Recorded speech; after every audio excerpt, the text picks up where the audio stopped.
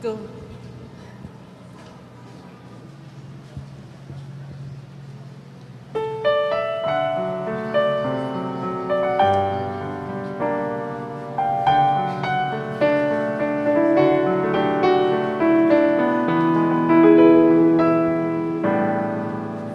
Si Jesus lahat kay Kristo, may kasiyahan subalit sa halaman, naghahanap ng kapayapaan na hindi matagpuan. Salat sa pag-ibig ng kalangitan. Si Jesus ang lahat sa buhay ko.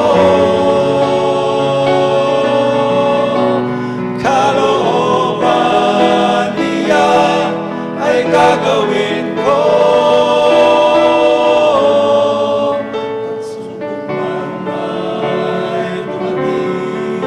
Parang bagyong dumarating, si Jesus ang lahat sa buhay ko.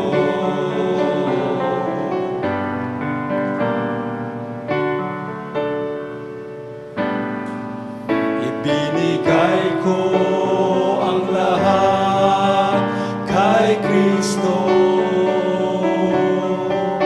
Nang niligtas niya ang kaluluwa ko. Katuwaan at kapayapaan ang aking naranasan. Lakas, pagpapalay, inasahan. Si Jesus ang lahat sa buhay ko. Kalooban niya ay gagawin ko. Pagsubok ay dumating, parang bagyong dumarating, si Jesus ang lahat sa buhay ko. Si Jesus ang lahat sa buhay ko. Kalooban niya ay gagawin ko. Pagsubok man ay dumating, parang bagyong dumarating, si Jesus ang lahat sa buhay ko. Si Jesus ang lahat sa buhay ko.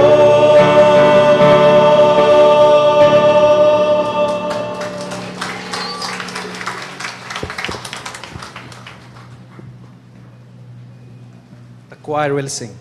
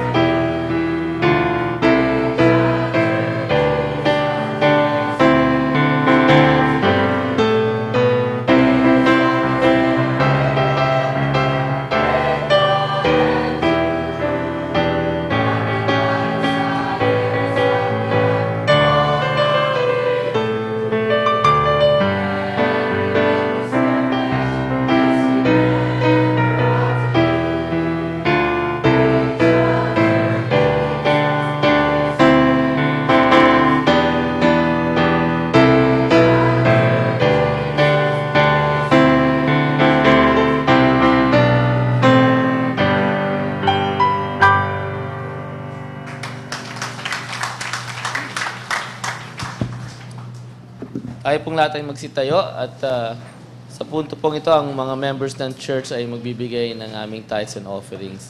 Sa amin po mga bisita, hindi po kayo kailangang magbigay. Ang pagbibigay po ay kusang loob. Tayo po'y manalangin. Panginoon, salamat po muli sa umagang ito. Salamat po sa pagkakataong binigay niyo po sa amin na pumarito sa inyong bahay-sambahan. Salamat din po sa mga kaibigan namin, mga bisita na nagpaunlak sa aming paanyaya. Kayo po ang magpala ng aming pagbibigay ng aming tithes and offerings. Pagpalain niyo rin po ang aming pakikinig ng iyong salita mamaya. Ito po ang aming dalangin sa ngalan ni Jesus. Amen. Tayo po yung maupo na.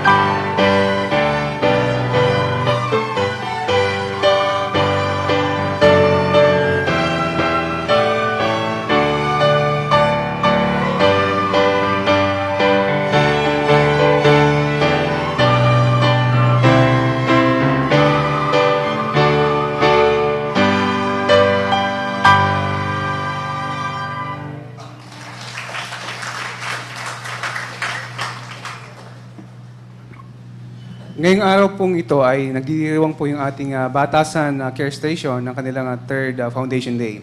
At ang ating pong mahal na pastor ay kasalukuyang nagsisilbi, nagpipreach po doon sa ating gawain doon. Subalit, ngayong umaga pong ito, meron po tayong tagapagsalita. Isa po sa mga faithful, trusted men ng ating mahal na pastor. So we'll rise up please as we welcome Preacher Jody Alanzalon. Thank you so much, Preacher Efren. Magandang umaga po sa inyong lahat. Magandang umaga po. Isang malaki pong karangalan at privilege na naman na tayo po ay maatasan na magsalita in behalf of our senior pastor. Actually, it was Preacher Cap J who requested me to preach today. Hindi ko pwedeng tanggihan ang ating Cap. Yan po ang shadow ng ating senior pastor. He's the chief acts preacher for this quarter.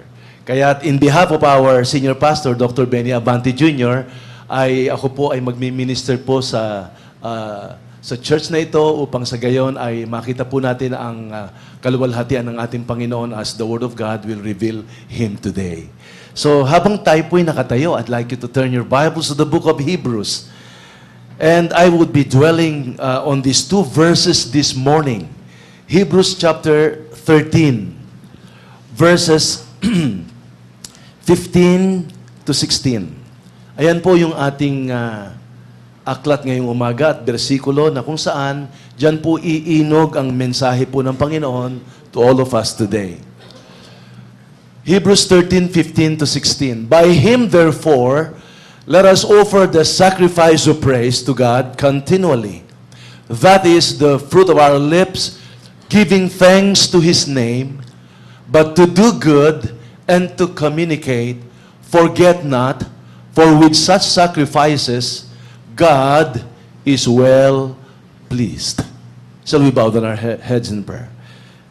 Our gracious Heavenly Father, I thank you so much, Lord, for the privilege of preaching your precious word to your people that you love so dearly, your church here, and even to our friends and visitors that we have invited. I pray, dear God, that the precious God, the Holy Spirit, will work mightily in us and that your will might be revealed to us, dear Father, and enable us, Lord, to apply what we have heard from your precious word. I pray, dear God, also, Lord, for our friends that we have invited, dear Father, that you will break their hearts and that you will open their minds and their understanding through the power and convicting power of God, the Holy Spirit. And may they see the beauty of the Lord Jesus Christ in their hearts and accept Him as their Lord and personal Savior. Lord, give us remaining fruits in this church that will really be saved and be transformed and will be used by Thee for the glory of the Lord Jesus Christ. Please anoint also the lips of our senior pastor and all the MBBCians, dear God, that are preaching today for your glory.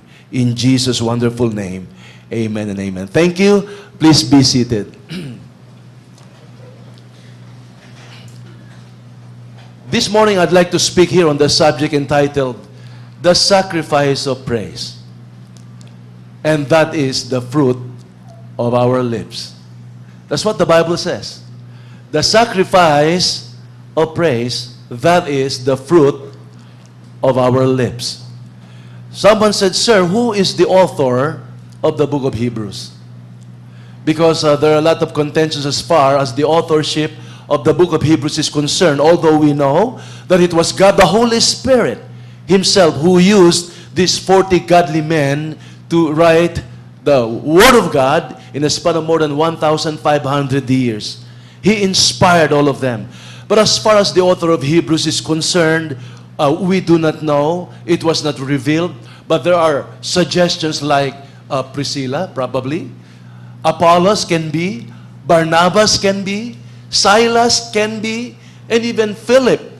But many theologians strongly believe, that it was God the Holy Spirit who used the great Apostle Paul to write the book of Hebrews. And the book of Hebrews is rich with admonition and exhortation.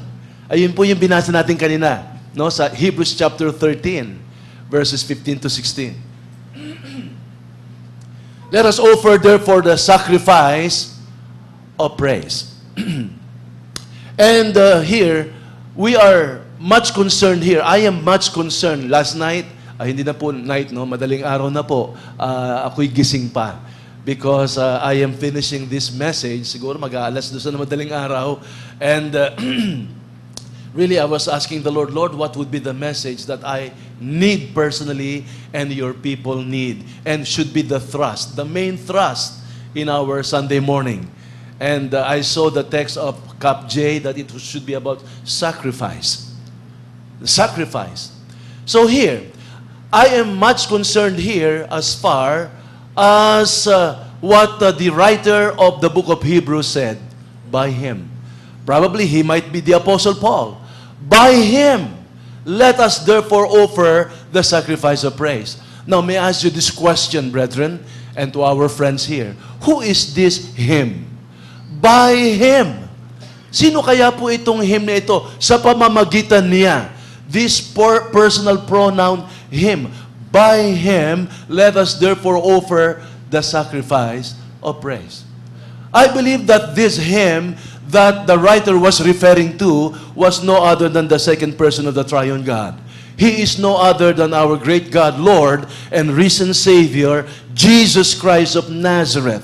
If you will look in the whole context of Hebrews chapter 13, the very person there that was mentioned by the writer was no other than the Lord Jesus Christ. By him, the great Apostle Paul even testified to the whole world that by him and through him we live and move and have our own being.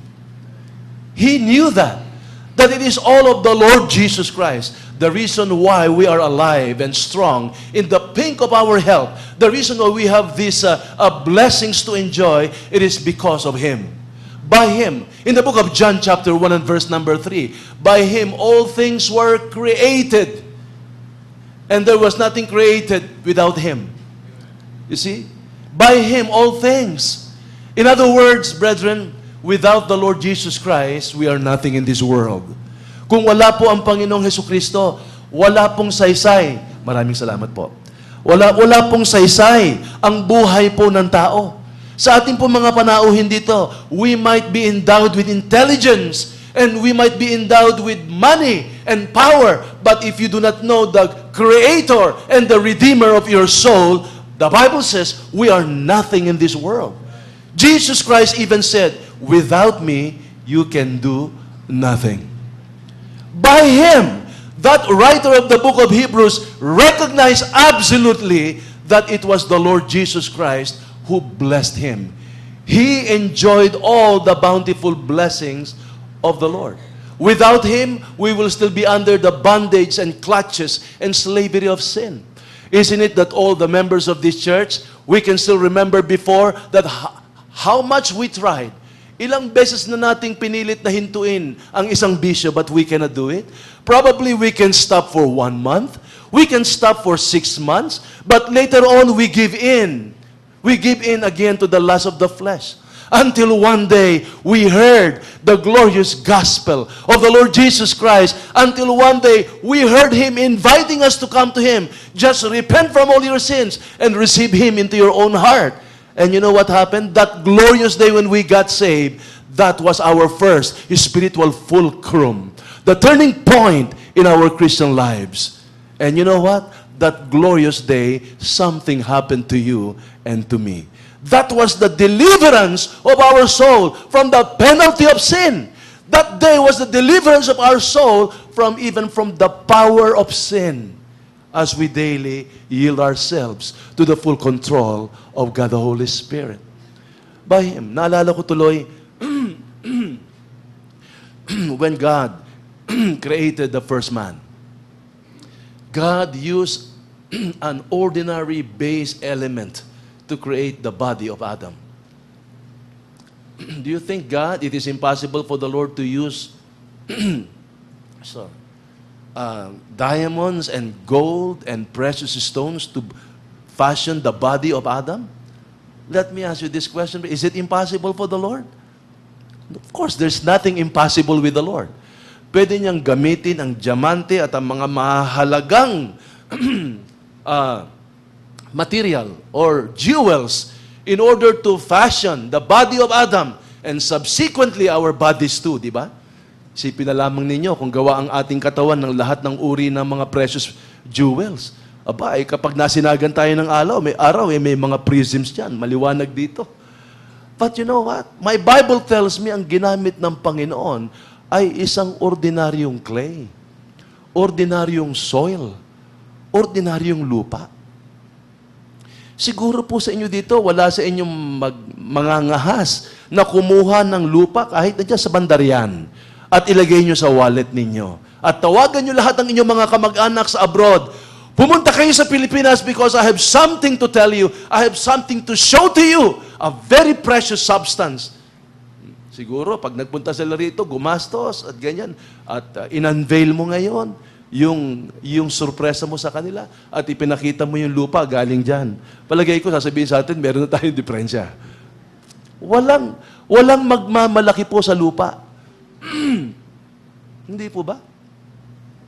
Wala pong magdi-display sa inyong bahay na galing lamang po dyan sa labas o sa inyong garden at ilalagay nyo doon at iyong pagmamasdantuin na yung lupang yan. No. But you don't realize, brethren, we came from that substance, that element. Why? Bakit po kaya? God is a wise God. He is an omniscient God. He has a reason, I believe, why He used that ordinary base element to fashion our own body and breathe unto our nostrils, or to Adam's nostrils, the breath of life. And he became a living soul. You see? And my Bible tells me that the highlight and the crown of God's creation are not the animals. The highlight and the crown of God's creation are men, the human being that was created in the image and likeness of God. Nakakalungkot po, napakadami pong mga celebrity ngayong panahon natin that they would give their lives and their time and their substance to go to Africa, to India, to the Amazons, in order to take care of the chimpanzee. Nakikita niyo ba sa Discovery Channel? Nakikita niyo sa National Geographic? Oh, here is a movie actress, a singer. She gave her life to take care of the monkeys in Africa. Oh, she loved the animals. Samantalang milyon-milyon po ang mga taong kailangan ng kalinga niya doon sa Africa. God did not die for the animals. God did not shed His blood to the chimpanzee.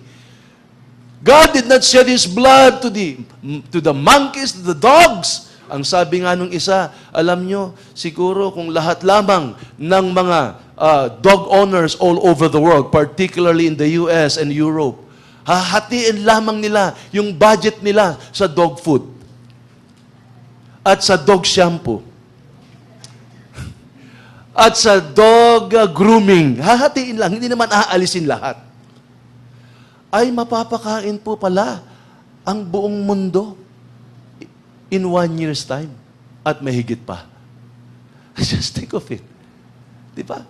Kung hahatiin lang, yung kalahati, idodonate doon sa mga nangangailangan that are suffering from deep poverty, abject poverty. Ba't hindi ba kayo nagtataka? Marami ang nagsusuko ng buhay para sa mga hayop. You see? God did not die at the cross of Calvary for the animals, but for man. So much so that when this man becomes the richest person in the whole world, the most powerful and influential person in the whole world, with all the talents and the abilities, you know what? When he begins to think that he is just a soil or just a clay, which is good for nothing without the Lord, you know what will happen to that person? He will always humble himself before God. We are nothing. Though we are the most intelligent person in the world, still you're a clay. You are nothing. We are nothing in this world. By Him, that Him is the very essence of our song, the very theme of our songs. By Him, that Him is no other than the Son of God, and God the Son who loved us so much unconditionally. Should be the very reason for our existence. He was the very reason for the existence of the Apostle Paul. He loved the Lord Jesus Christ dearly until it cost his life there in Rome. And he was even willing not only to suffer for his sake, but to give his life for the sake of the Lord Jesus Christ. By Him, let us offer, therefore, let us offer the sacrifice to God continually. By Him. This Him is no other than our Lord. Let us offer the sacrifice of praise. May I ask you this question this morning again, brethren? Ano po ba itong sacrifice of praise? Meron po bang sakripisyo ang kapurihan ng Panginoon? What is the sacrifice of praise? Let the Word of God explain that to us. You see, you might go to dictionaries and to some other commentaries, but there is no other clear-cut definition of sacrifice of praise, but also from the Word of God. You will find right here in the book of Hebrews 13 verse 15, the sacrifice of praise is no other than the fruit of our lips. Ayun, ang sacrifice of praise. Diba? Let us therefore offer the sacrifice of praise to God continually. That is not only yearly, that is not only monthly or weekly, but continually. As God gives us the breath, as God gives us the strength, as God gives us the opportunity and the open doors, let us always offer the sacrifice of praise continually, day by day, until we drew our last breath. Still, we are thinking of the glory of the Lord Jesus Christ. And what is this sacrifice of praise all about? The Bible says that is the fruit of our lips. Sir, mukha yatang mahirap unawain yung fruit of our lips dito. This morning, kitatanong ko, kinakausap ko in prayer, our Lord, Lord, what is this fruit of our lips that you are impressing upon my heart? Kanina po, may kausap akong Acts preacher. Ang sabi niya, Brad, kumukuha ka ba ng mga messages doon sa mga binibili dyan sa mga Christian bookstore? Sabi ko sa kanya, hindi po. Sapagkat wala na pong pinakamatamis sa mga preachers kung hindi mismo ang banal na Espiritu ang siyang kakausap sa iyo through the Word of God. Fresh fresh water, the very source, the Word of God. You see, although nakakatulong din yung mga yan, pero iba talaga yung galing mismo sa pinaka-source, the Word of God. So I was telling the Lord, Lord, what is this fruit of our lips?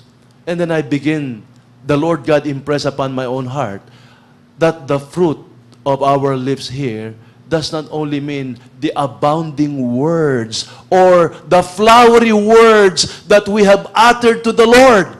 God is not after for those. He is not after for the right grammar of prayers or the wonderful words that we're uttering to the Lord in a form of a religious ritual or what have you. But God is after for the substance or the evidence of that lips. The Bible says in Ecclesiastes chapter 5, verses 4 to 5, when thou makest a vow, and that is the fruit of our lips that He is after for, when thou makest a vow unto God, defer not to pay it, for He hath no pleasure in fools. Pay that which thou hast vowed. So therefore, that's the fruit of our lips. Fulfilling the vow that we have uttered to the Lord.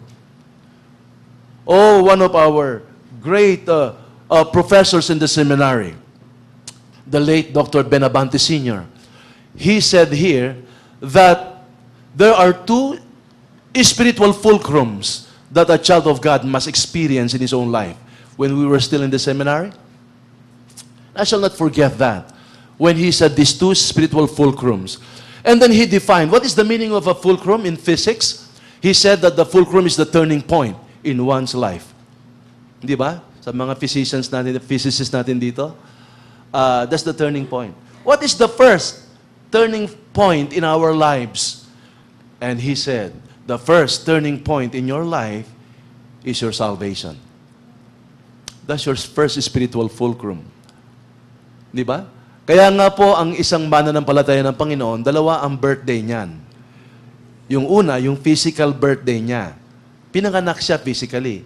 Pangalawa ay yung spiritual birthday niya. Kaya ang sabi nga ng Panginoon kay Nicodemus, you must be born again. Hindi na tinutukoy ng Panginoon yung kanyang katawan. Subalit itong si Nicodemus, dahilan sa siya'y hindi ligtas at hindi niya kilala ang Panginoong Hesukristo, hindi niya ma-discern ang sinasabi ng ating Panginoon because the word of the Lord is spiritually discerned. Amen, brethren? Kaya nga, how can I enter into my mother's womb and be born again? Matanda na raw siya.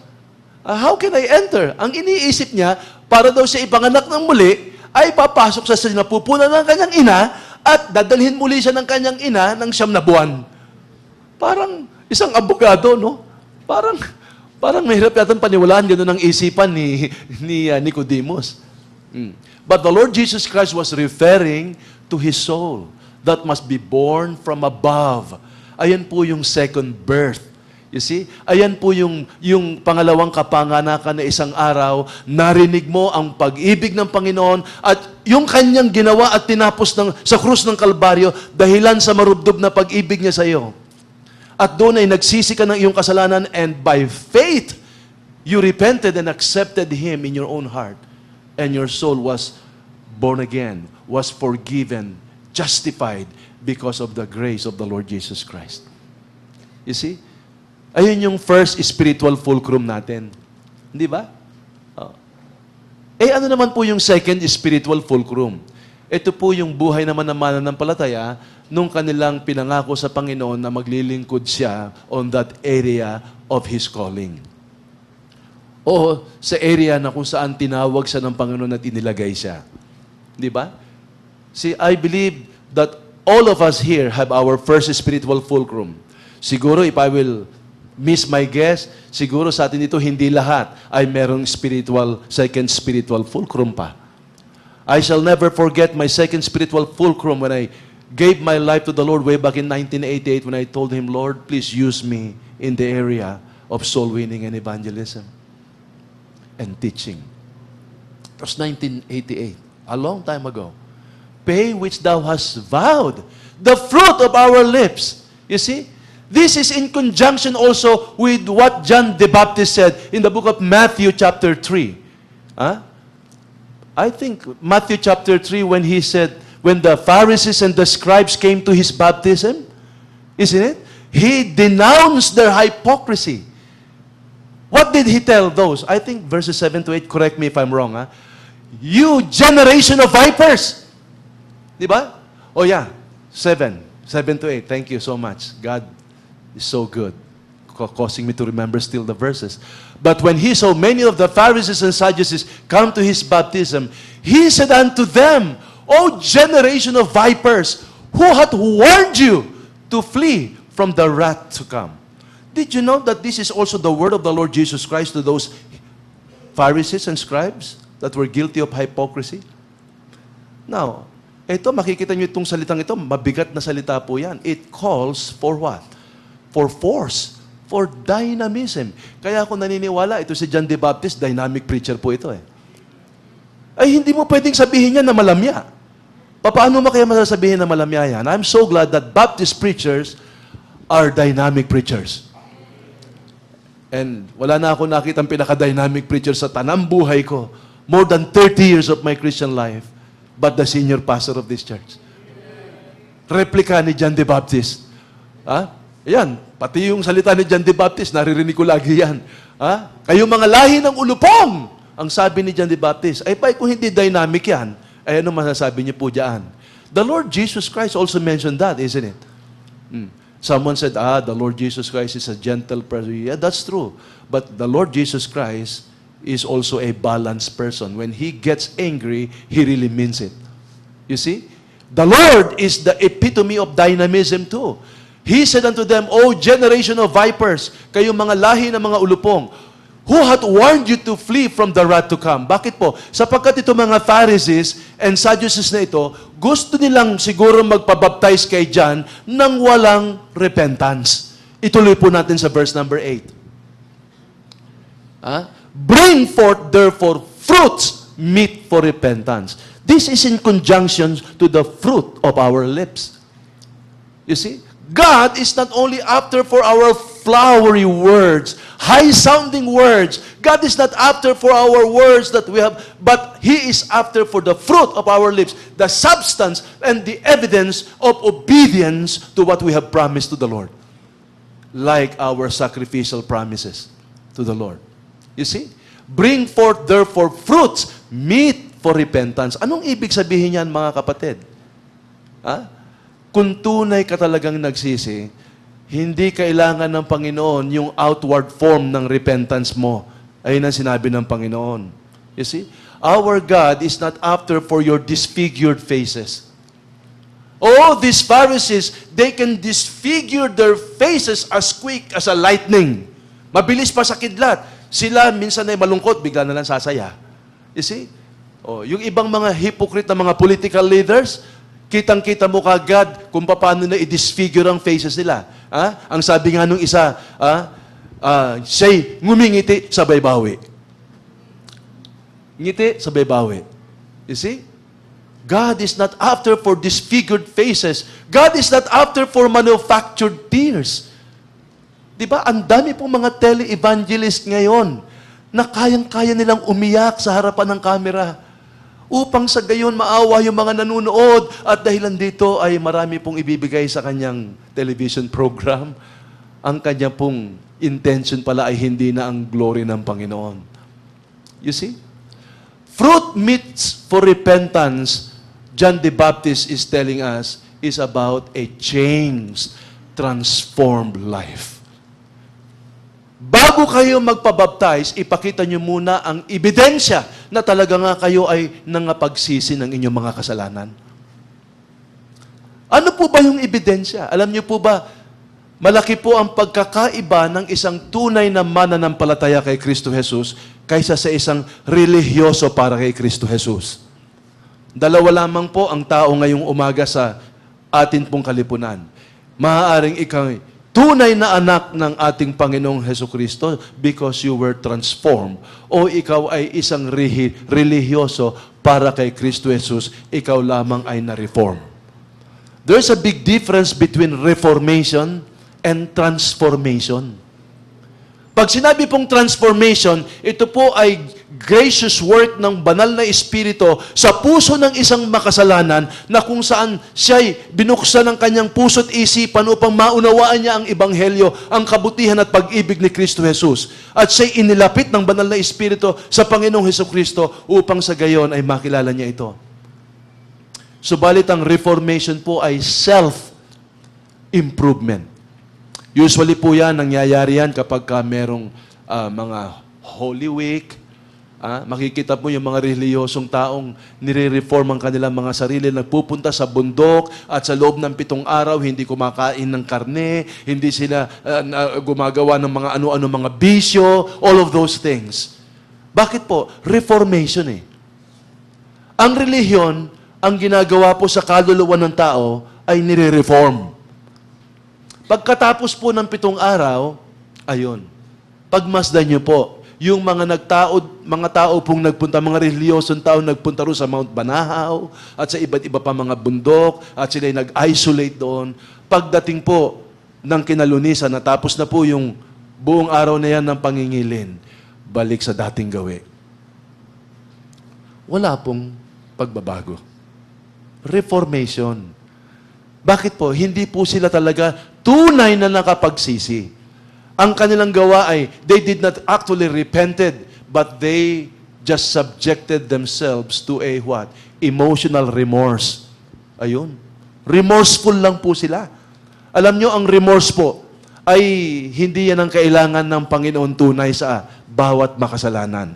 What God wants to see from us is a repentant heart. A heart that will really change.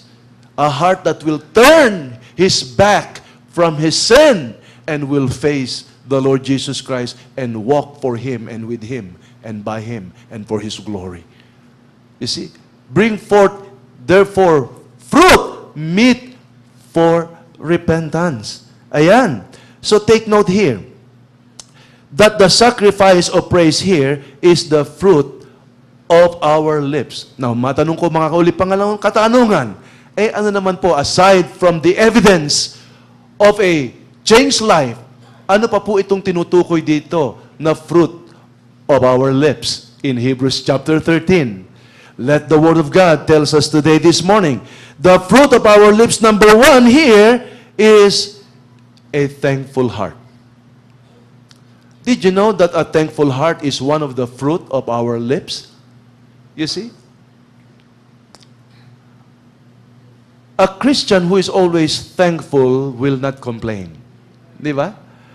He always look upon the bountiful blessings of the Lord, and all his problems and afflictions will be dwarfed by the bountiful blessings of the Lord. He will not complain. And did you know that one of the reasons why God judged the Israelites in the wilderness, it is because of their complaining hearts. Why not thank God for all the things, whether in afflictions or whether in trials? Shall we not thank God with afflictions and with the trials? Ayun sinabi ni Job, di ba? Papasalamatan lang ba natin ang ating Panginoon kapag meron tayong material prosperity and health prosperity? Paano nga po kung merong namatay sa pamilya natin? Hindi ba natin equally pwedeng pasalamatan ng Panginoon? Before my mother died, hawak-hawak ko po yung kamay niya. I can still recall, and God is my witness. Ang taas ng lagnat niya, more than 40, kasi namatay po siya ng cancer. I can still recall while I was holding the hand of my mother, the Manila doctor. She was, naghihingalo na ho siya. Wala na, inalis na yata yung mga kung anong paripernal sa kanya. Hinihintay na lang ho yung kamatayan niya. Talagang, wala na po talagang pag-asa. I can still recall how I told the Lord, Lord, thank you so much for this hand. Hawak-hawak ko po yung kamay ng aking ina. Lord, you use this hand. And I became basic in my prayer. Lord, you use this hand to wash my clothes, to cook for my food. You use this hand to work, to pay for my tuition fee through the years.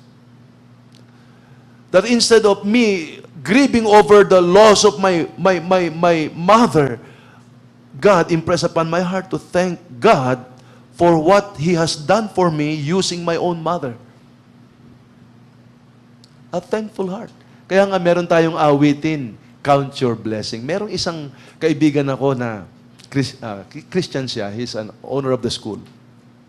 Pinalitan niya yung count your blessings. Count your blessings, name them one by one. Count your blessings, see what God hath done.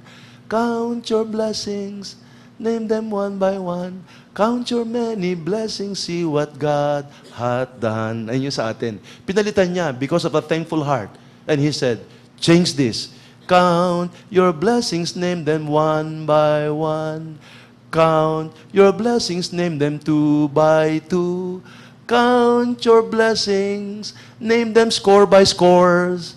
And it will surprise you, there are millions more. A thankful heart. Amen, brethren?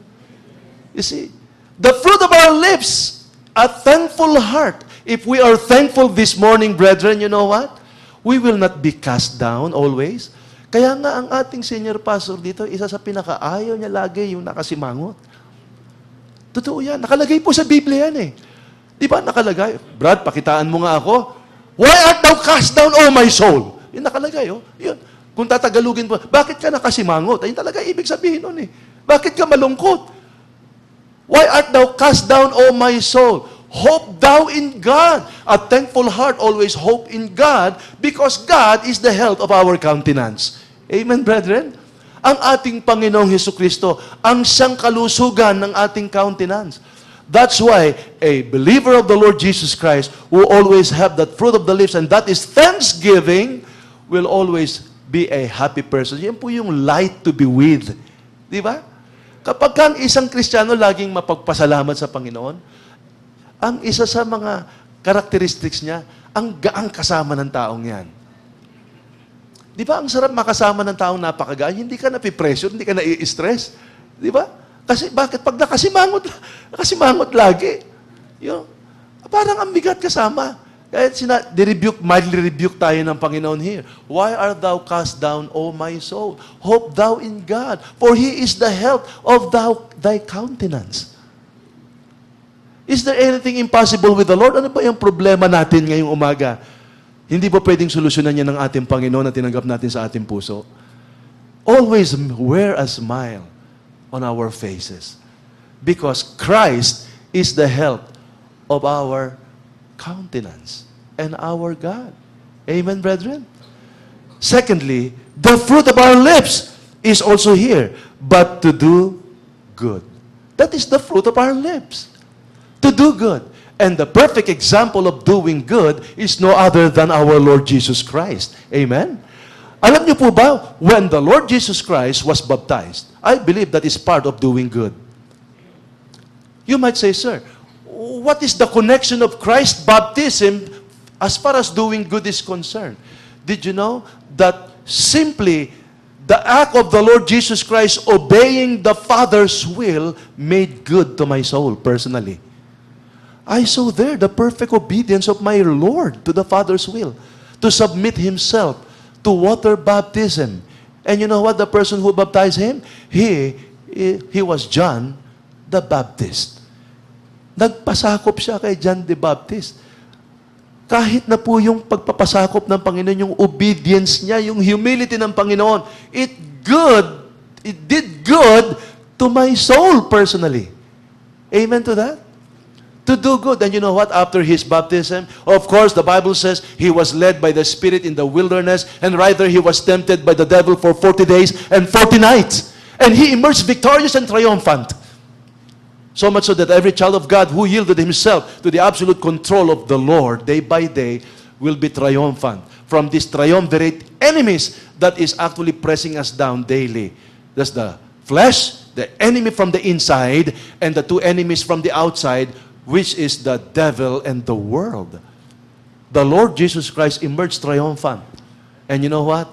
When we draw near to the Lord, He made a promise to all of us this morning. Draw near unto God, and I will draw near unto you. And once God drew near to us, that calls for victory. Amen to that, brethren? You see? He did good. And you know what, mga kaibigan, mga minamahal, ang Panginoon after He emerged victorious, the Bible says He went to Jerusalem and there He did good. At alam nyo, hindi lamang po good ang ginawa ng Panginoon. He abounded in doing good every day. Di ba? Alam nyo, ang will ng Panginoon sa atin is not only to do good or to do good works, but to abound in good works day by day. Di ba? Another term that Paul used to exhort Timothy was that charge them that are rich in this world, that they be not high-minded, nor trust in uncertain riches, but to the living God, that they will be what? Rich in good works. Di ba nakalagay yun sa 1 Timothy 6, I think, 18?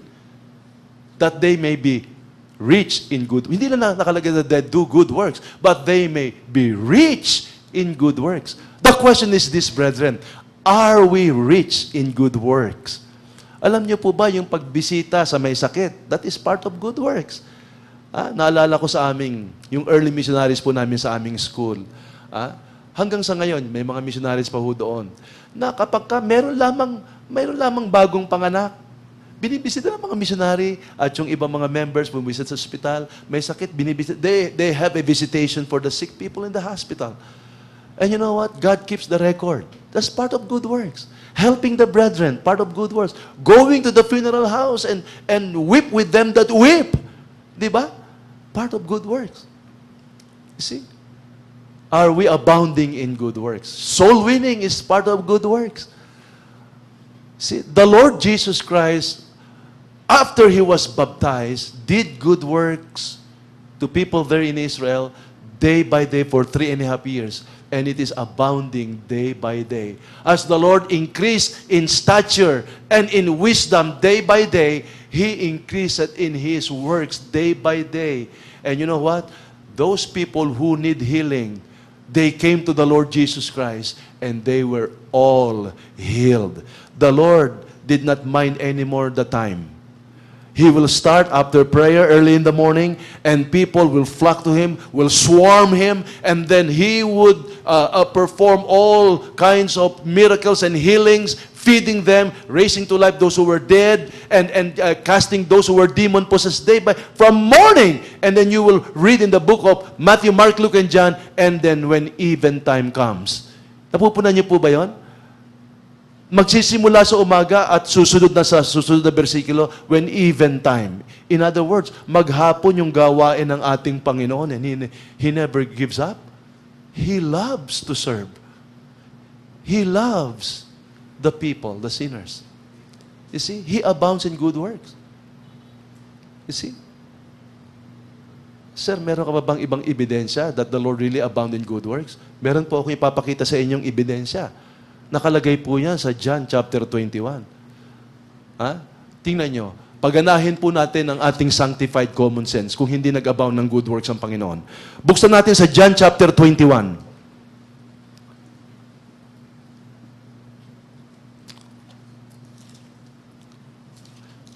Ayan. Ando na po ba tayo? Verse 25. Ayan. And there are also many other things which Jesus did. Good works yan. Many other things, plural. The which if they should be written, everyone, hindi po exage to. Wala pong exaggeration sa Bible. Totoo po ito. If they should be written, everyone, I suppose that even the world itself could not contain the books that should be written. Amen. Tell me, if my Lord Jesus Christ did not abound in good works. Aba, hindi na isinulat yun. At kung isusulat pala yun, at kung meron pa sigurong Bible, abay, isipin mo ang sabi ni John, that even itong mundong ito itself could not contain the books that should be written. For what? The things which Jesus did. Isipin niyo mabuti mga kapatid. This morning, when I was thinking, I was really, literally weeping because of the goodness of my Lord. Abay, kung isa-isahin na how many millions, hundreds of millions, or billions of Christians from the time of Adam until now, God has His own personal dealings. Abay, kung gagawa tayo ng libro, isang libro na tayo, Di ba? Yung buhay lang natin, yung goodness ng Panginoon sa buhay natin. Yun lang. See?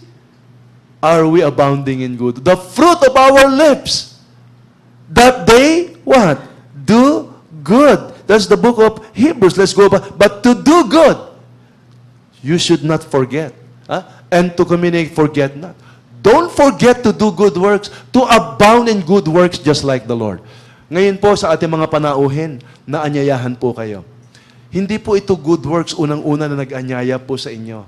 Ito po ay good works ng Panginoong Hesukristo using those people who invited you so that you will experience the Lord Jesus Christ in your own heart. You see? Are we abounding in good works? You see? And lastly, what are the things? Number 1, a thankful heart, the fruit of our lips. Number 2, ano po yan? To abound in good, to do good, forget not. And number 3, what is this? And to communicate, forget not. Sa ating mga English major dito, yung communicate, yung communication, di ba English communication to, nakikipagtalitapan tayo, no. Sa King James Version po, ang salita pong communicate means to share. Ang salita pong communicate na yan, sa King James Version natin, means to be a generous giver. Forget not to share. Forget not to communicate. Kaya nga nakalagay po sa Galatians, he that is taught in the word should communicate to him that teacheth. Di ba? Or share to him that teacheth. Communicate. What are the things that we should communicate? First, or we should share. Firstly, we should share the gospel of the Lord Jesus Christ to others. Let's share, communicate the gospel to others so that they may see the Lord Jesus Christ and the Lord will be honored and will be glorified in the lives of these people. Are we doing that communication to others? Are we sharing? The Bible says, I beseech you, therefore, brethren, by the mercies of God, that you present your bodies a living sacrifice. We share the gospel using this earthly body. That's why this body must be what? Must be offered to the Lord clean. Must be offered to the Lord without any what? Without any taint of so-called unchrist-like testimony. A clean vessel, that is. Siguro iniisip lang natin na ang inintrust sa atin ng Panginoon ay siguro maaaring substance lang. Pero nakakalimutan po natin, mga kapatid, that one of the priceless blessings na mahigit pa sa pera na inintrust sa atin ng Panginoon, and we're stewards of this, is His testimony. When we got saved, I have the Lord's testimony now that we need to protect and we need to preserve by the grace of God. Iniingatan po ba natin yan? Kung yung pera natin, iniingatan natin, how much more yung testimony ng Panginoon na ipinagkatiwala sa atin? You see? The Bible says, let us adorn the doctrine of the Lord Jesus Christ. And adorning the doctrine of the Lord Jesus Christ is a Christ-like testimony. Di ba? Kapag maganda ang patutuon natin, the gospel of the Lord Jesus Christ will have a free course. Sapagkat mahirap naman yata na kapag kilala tayo ng ating mga kaibigan at kapitbahay na hindi maganda ang ating pamumuhay at nagpapahayag tayo ng salita ng Panginoon, at the back of their minds, they would say, look who's preaching or who's talking. Di ba? Iba po ang sabi ng Panginoon kay Ananias na siyang kumupkup kay Paul or kay Saul. He is my chosen vessel that will bring glory and honor to my name. And just like all of us here, we are a chosen vessel that will bring glory and honor to the Lord Jesus Christ. Let us share the gospel. Let us share the talents, the abilities, the gifts that God has given to us. Huwag ho nating sayangin yung abilidad na ibinigay ng Panginoon sa atin. Kung meron pong abilidad, alam mo yan, kapatid, be a part of the teaching ministry. Di ba? Be a part of the discipleship ministry. Be a part of the discipleship program ministry. Alam mo na meron kang talento, meron kang abilidad na pinagkatiwala ng Panginoon. Huwag mong ipagkait yan sa Panginoon. Kung may tinig ka sa Panginoon, sing for the Lord. Wala ka namang sakit, sing for the Lord. Share the talents and the abilities God gave to us. And lastly here, let's communicate, lastly, the substance that the Lord has entrusted to us. May trabaho ka, meron kang negosyo na pinagkatiwala ng Panginoon. Alam ng Panginoon ang accounting lahat ng pera mula doon sa pinaka-sentavo hanggang doon sa kamatayan natin. Computed lahat ng Panginoon yan. Tayo po ba ay magaling na steward o katiwala ng kanyang substance? Sacrificially, let us sacrifice for the sake of the Lord Jesus Christ. Isa lamang po ang dahilan kung bakit po tayo nagsasacrifice sa Panginoon. Of course, number one is the glory of the Lord. But sa puso natin, it is our love for Him. Hindi po ba? Do we have the heart to sacrifice? Nagbigay po tayo ng sacrificial pledges. Ngayon pong umaga, are we still true to our sacrificial pledges? Do we have the heart to increase it? Do we have the heart to give it? Let us offer the sacrifice of praise to God continually. That is the fruit of our lips. Number one, giving thanks to His name. Number two, to do good and abound in good works. And number three, to communicate. Let's not forget these three things. Let's give this all for the glory of the Lord. At sa ating mga panauhin, tumingin po kayo sa akin. Ano po kaya yung fruit of your lips that our God is delighted? I believe the fruit of our lips is your repentant heart. Ayan ang fruit of your lips that the Lord Jesus Christ wants to hear from you. A heart that humbles himself before the Lord Jesus Christ. A heart that is broken because you know you are a sinner and the Lord is a holy person. A broken and a contrite heart, the Bible says, God will not despise. Amen to that? He will not despise it. In other words, kung lalapit ka sa Panginoon nang merong pagsisisi at pananalig sa Kanya, the Lord will not cast you out. He will accept you, forgive you, and save you. Why? Sapagkat hanggang sa ngayon, ay umiibig pa rin ng Diyos, ang Panginoong Jesus, sa iyo. At nais niyang linisin ng kanyang banal na dugo ang lahat ng iyong kasalanan ngayong umaga. At makasama niya sa piling niya doon sa kalangitan pagkatapos ng buhay na ito. Ang tangi lamang paraan ay ito. Give the fruit of your lips, your repentant heart. Will you come to the Lord Jesus Christ, my dear friends, by faith, and tell Him, Lord, I need you today. Please save me. And He will willingly save you. Tayo po ay tumayong lahat.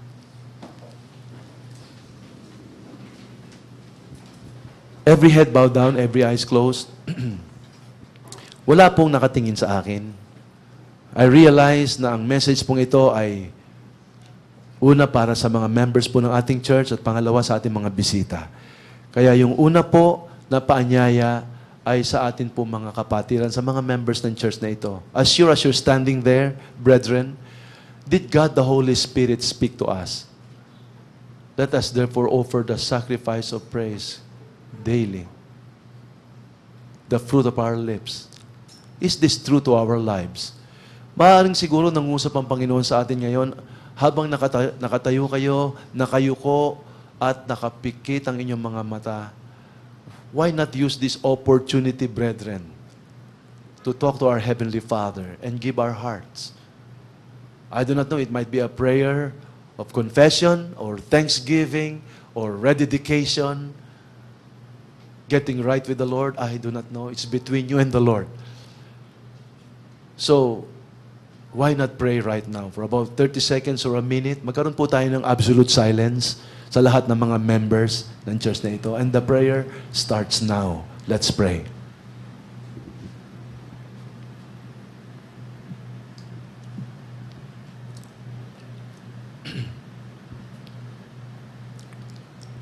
Habang nagpipray po ang mga members ng church na ito, nakayuko po lahat ang mga ulot, nakapikit ang mga mata. Ang tangi lamang pong nakadilat ang mga mata at nakatingin sa akin ay yung ating mga bisita. This time, my dear friends, look at me now. While the rest of our members are praying. Look at me, lahat po kayo mga bisita namin. Ito pong message na ito ay para sa inyo din. You know what the Lord Jesus Christ wants from you right now? Ang ating Diyos. The fruit of your lips. Ayun po yung repentant heart. Hindi ko po alam, tumingin po kayo sa ating mga bisita. Hindi ko po alam ang mga buhay ninyo. But the Lord knows your life. You are just but a soil, including me. And even though we are a soil and a clay, the Lord loves us so much. He died for you at the cross and paid for your sins. Ibinuhos ang kanyang dugo upang hugasan ang iyong kasalanan. Namatay siya at nalibing. 3 days and 3 nights, nabuhay na muli ang ating Panginoon. At ngayon, kumakatok po sa pintuan ng inyong mga puso. Ang tanong po ay ito, will you come to Him, offering the fruit of our lips, that is a repentant and a humble heart, receiving Him in your own heart. Kung ayan ang puso nyo ngayong umaga, habang nagpipray ang mga members namin, ay maaari pong anyayahan ko kayo as we sing the first verse of this song. We have our song leader here. We will be singing a song about invitation. Only trust Him. Kayo po mga panauhin namin. Come every soul by sin oppressed. Come by faith. Offer your heart to the Lord Jesus Christ and He will willingly accept you. Magpakumbaba ka lang. At isa sa step ng papakumbaba, bisita namin, umalis sa kinatatayuan mo. At lumapit po kayo sa ating mga preachers, kamayan niyo po siya. At ipapanalangin po kayo. Will you do that? As we sing the first verse of this song. Come, sige po. Every soul. Is there anyone? Yes. Don't be ashamed. Oppressed, there's mercy with the Lord, and He will surely give you rest by trusting. Yes, salamat po. God spoke to your heart. Only trust Him, only trust Him, only trust Him now. He will save you, He will save you, He will save you now. Before we sing the second verse, hindi ko kanina nakita kasi nandun ako nakaupo. Sino po? Gusto ko makita po yung ating mga bisita ngayong umaga. Visitors. Young men, pakitaas nga po ang mga kamay ninyo higher. Sige po, wag ko kayo mahiya. Bibilangin ko lamang po dito sa mga kababaihan naman. Taas yung kamay ninyo. Okay? Mga bisita po namin. Nais kong ulitin sa inyo ito, mahal kayo ng Panginoon. Nais niya makapiling kayo sa langit. Subalit, you must come in His own term. You must come to Him by faith. So right now, why don't you make this opportunity to come right now as we sing the second verse? Live where you are right now. Kamayan niyo po ang ating preacher at sabihin niyo po, kailangan ko po si Jesus. May magpipray po sa inyo at tutulungan po kayo upang makilala niyo po siya. Will you do that? And humble yourself. You may put your hand down. The Lord wants now your heart. As we sing the second verse of this song, young men, young ladies, please come in front as we sing the second verse. For Yes. Jesus shed Meron po His ba? precious blood, Yes. blessings Come on. to this Don't be ashamed. soul.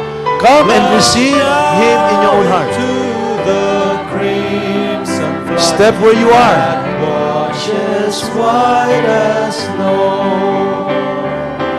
Only trust Him, Only trust Him. only trust Him now. He will save you, He will save you, He will save you now. Before we sing the third verse, maaaring siguro dito, meron pa ho tayong mga kaibigan dito. Ikaw tumanggap na sa Panginoon. You would like to obey Him in water baptism. Gusto mo na magpabaptize just like the Lord, who became very obedient. Sa pag-awit po natin ng third verse, kanina mga nagtaas na panauhin namin, invited pa rin pa ho kayo pumunta sa harapan. As we sing the third verse of this song, please come in front before it is too late. Receive the Lord in your own heart and be saved as we sing. Yes, Jesus. Any more?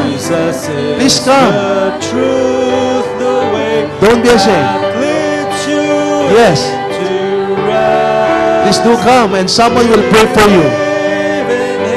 we, at the back, and to our fully blessed. meron pa ho ba na nais tumanggap sa Panginoon?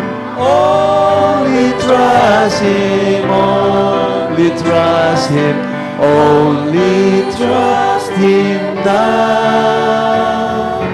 He will save you, He will save you, He will save you now. Last verse now. Come then and join this holy band and on to glory go, to die in that celestial land where joys immortal flow. Only trust Him, only trust Him, only trust Him now. He will save you, He will save you, He will save you now. Thank you so much. Please be seated.